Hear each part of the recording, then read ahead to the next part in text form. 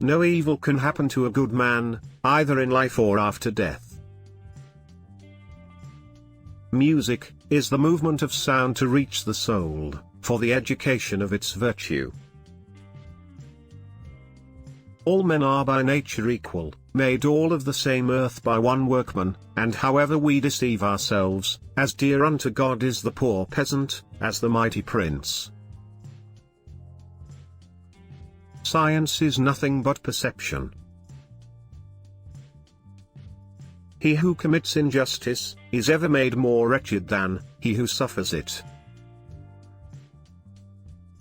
Whatever deceives men, seems to produce a magical enchantment.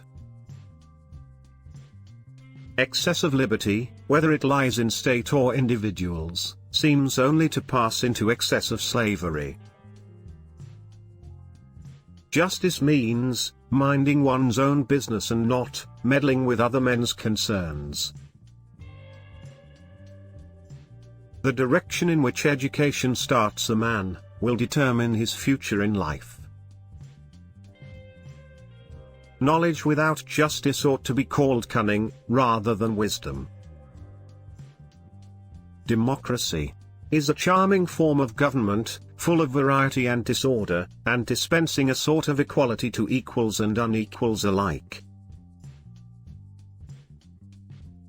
The punishment, which the wise suffer who refuse to take part in the government, is to live under the government of worse men. This and no other, is the root from which a tyrant springs. When he first appears he is a protector. Justice in the life and conduct of the state, is possible only as first it resides in the hearts and souls of the citizens. Astronomy compels the soul to look upwards and leads us from this world to another. There are two things a person should never be angry at: what they can help, and what they cannot. A state arises, as I conceive, out of the needs of mankind. No one is self-sufficing, but all of us have many wants. Dictatorship naturally arises out of democracy, and the most aggravated form of tyranny and slavery, out of the most extreme liberty. The measure of a man is what he does with power. People are like dirt. They can either nourish you and help you grow as a person, or they can stunt your growth and make you wilt and die. Good people do not need laws to tell them to act responsibly, while bad people will find a way around the laws. The first and greatest victory is to conquer yourself. To be conquered by yourself is of all things most shameful and vile.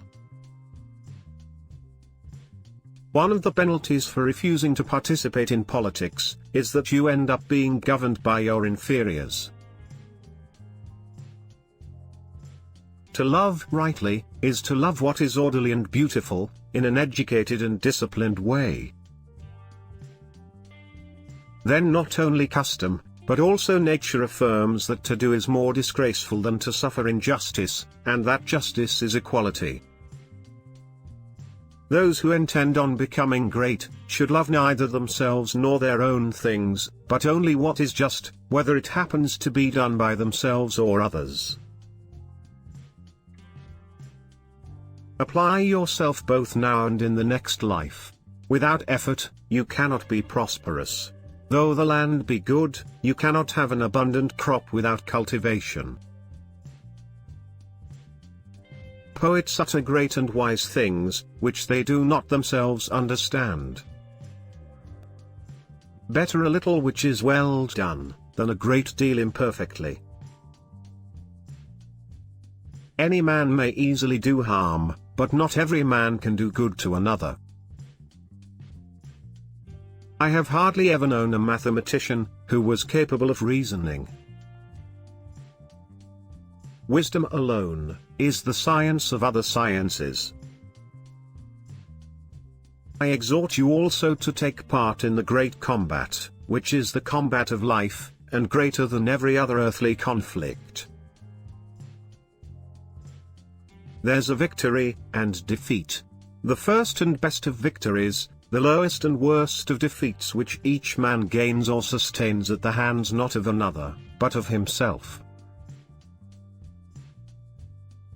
I never did anything worth doing by accident, nor did any of my inventions come by accident, they came by work. Or whether we are awake, and talking to one another in the waking state. He who is of calm and happy nature, will hardly feel the pressure of age, but to him who is of an opposite disposition, youth and age are equally a burden. Love is the joy of the good, the wonder of the wise, the amazement of the gods.